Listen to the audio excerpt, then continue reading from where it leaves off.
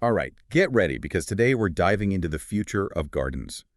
And let me tell you, based on what I've seen, it's going to be incredible. The articles you sent over are bursting with ideas about landscaping and gardening trends for 2025. We're talking sustainability becoming the norm, tech that seems straight out of sci-fi, and gardens designed to give you pure relaxation. I'm ready to dig in, are you? Definitely. What I find super interesting is how all these trends connect. It really shows a shift towards mindful, eco-conscious living. We're not just focused on looks anymore. It's about creating spaces that work with nature and honestly make us feel better. Totally. And honestly, the first thing that pops out from these articles is just how much emphasis there is on sustainability. It's everywhere. It's like Yeah. going green in your garden isn't some special thing anymore. It's just what people expect. Yeah, you're right. Consumers are really aware of things like climate change and running out of resources these days, and they want their choices to show what they believe in. You can see this in how much demand there is for sustainable ways of landscaping. Like that article about xeriscaping, where you design landscapes that can handle really dry conditions. Imagine barely needing to water your lawn, even in places where it's usually super dry. That's a game changer, especially with everyone talking about saving water these days. It is, and xeriscaping is about more than just looks. It's a direct response to the fact that we're facing water shortages. And it goes hand in hand with another big trend, using plants that are native to the area. These plants are already used to the local climate, so they need less water, less fuss. Plus, they attract good insects like pollinators and help support the variety of life in your area. Makes total sense, right? Working with nature, not trying to force it to do something else. But you know what really caught my eye? This whole regenerative landscaping thing. It's like not just trying to do less harm, but actually helping the environment heal. Exactly. Regenerative landscaping takes a broader approach. It's about fixing the soil, trapping carbon, and making sure there's a diverse range of life in the garden. It's all about having a garden that actually gives back to nature more than it takes. That's some next level gardening right there. And speaking of next level, can we just talk about all the tech in these articles? Robotic lawnmowers, AI designing my garden. I thought I was reading about landscaping, not watching a sci-fi movie. It is pretty amazing how tech is finding its way into every part of our lives, even our gardens.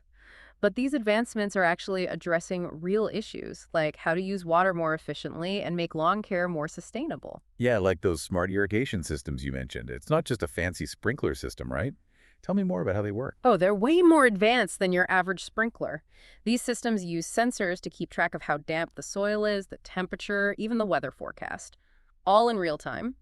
And they use that info to give each plant exactly the right amount of water. No waste and happy plants.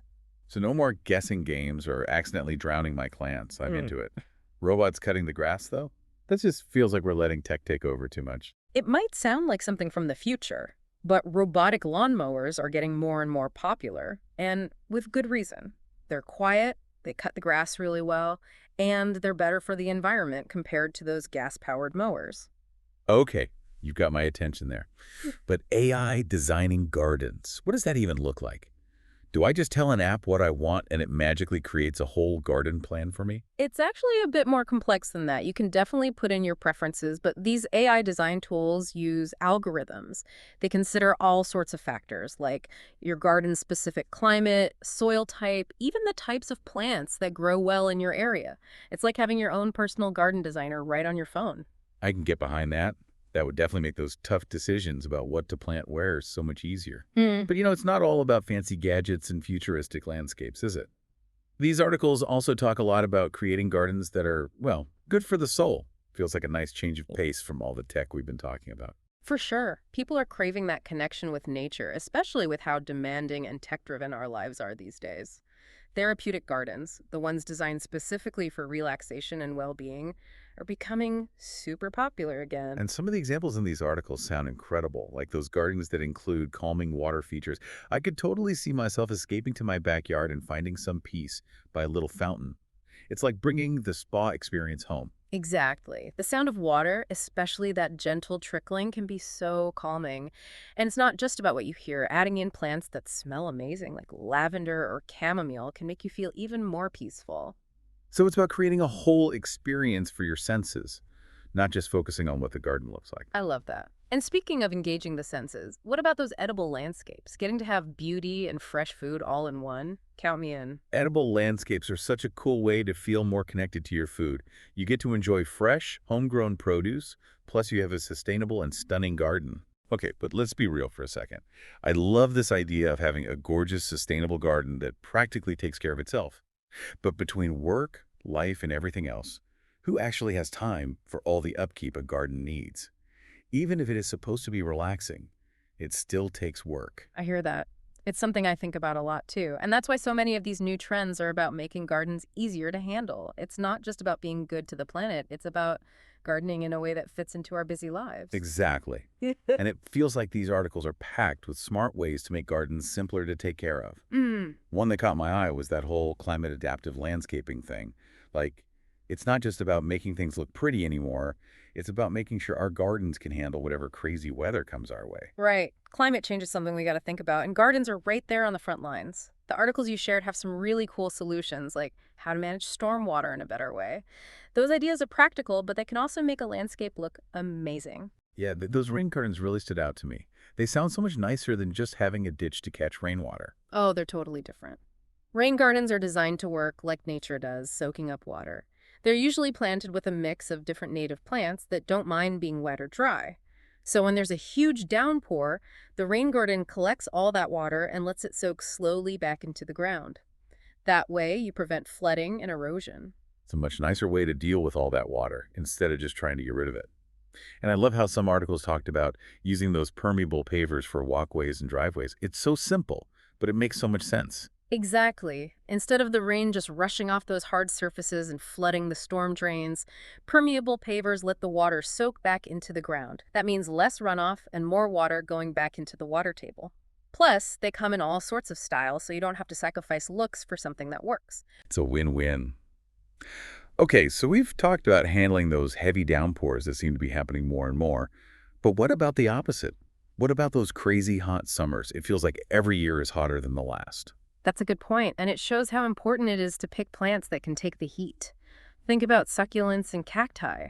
They're like the superheroes of drought tolerance. They love the heat, love the sun. Right, they just laugh at heat waves. Yeah, And they add that cool, modern look to a garden. for sure. And don't forget about ornamental grasses. They add texture, movement, and they're incredibly tough, even in conditions that would make other plants wilt. A lot of varieties don't need much water and are totally fine with full sun. Okay, those are great for planting at ground level, but the articles also talked about green roofs and living walls. Those sound super futuristic. They're becoming more popular, especially in cities where there's not much outdoor space. Imagine whole buildings covered in plants. Green roofs and walls are stunning to look at, but they have so many other benefits too. Like what? Tell me more. Well, first of all, they're like natural insulation. They help keep buildings at a comfortable temperature, which saves energy and helps with that whole urban heat island thing.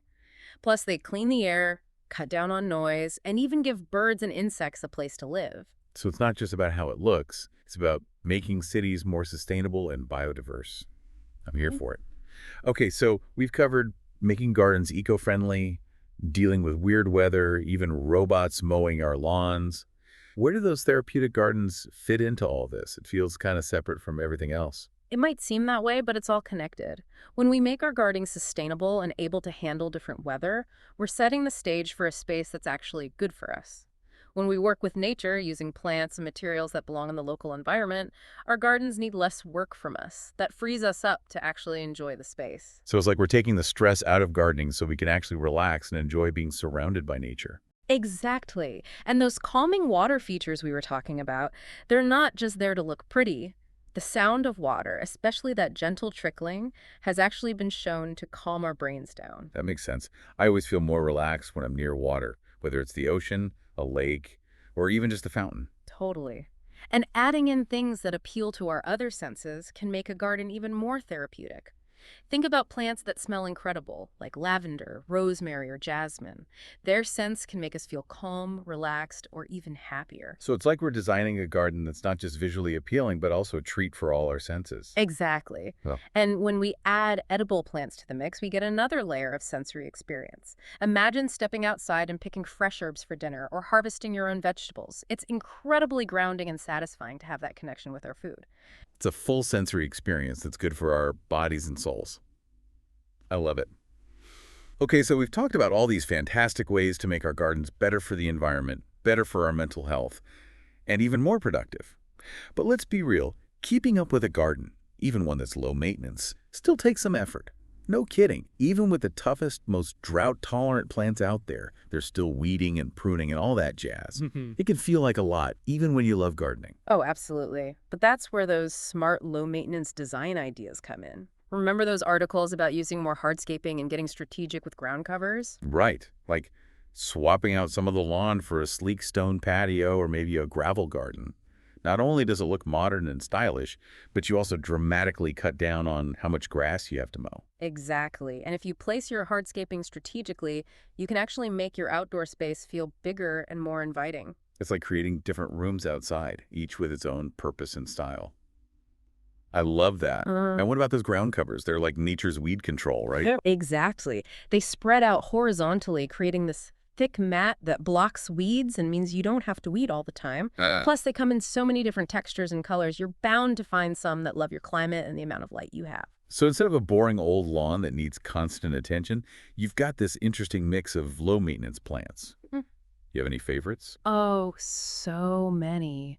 For sunny spots, creeping thyme is amazing. It creates this beautiful, fragrant carpet that smells incredible when you walk on A it. treat for the feet and the nose. Exactly. And for shade, sweet woodruff is a winner. It has these delicate, star-shaped flowers and a sweet hay-like scent. Those both sound amazing. Gee. Okay, so we've got hardscaping, ground covers. What other low-maintenance secrets do you have up your sleeve? Well, mulching is super simple but makes a huge difference. It helps keep weeds under control, and plus it's great for the soil. Mulch, it is. It's like a magic blanket for your garden beds.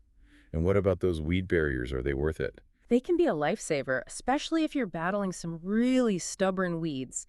Putting down a layer of landscape fabric before you mulch can seriously cut down on weeding. Okay, you've convinced me. Less weeding means more time to actually relax and enjoy my beautiful, low-maintenance outdoor space. This has been such an inspiring deep dive. I'm ready to get out there and create my dream garden. How about you? Me too. It's exciting to see how landscaping is changing to be better for the planet and better for us. It's not just about how things look anymore. It's about creating spaces that work with nature, make us feel good, and bring us joy. Perfectly said. As we wrap up our deep dive into the future of gardening, I have a question for you. If you could design the ultimate outdoor space just for you, what would it look like? Would you have drought-tolerant plants and smart irrigation, a calming water feature and fragrant herbs, or maybe even a robot quietly taking care of the lawn while you relax nearby? The options are endless. Make sure to check out those articles we talked about for even more inspiration and practical advice. Thanks for joining us on this journey into the gardens of the future.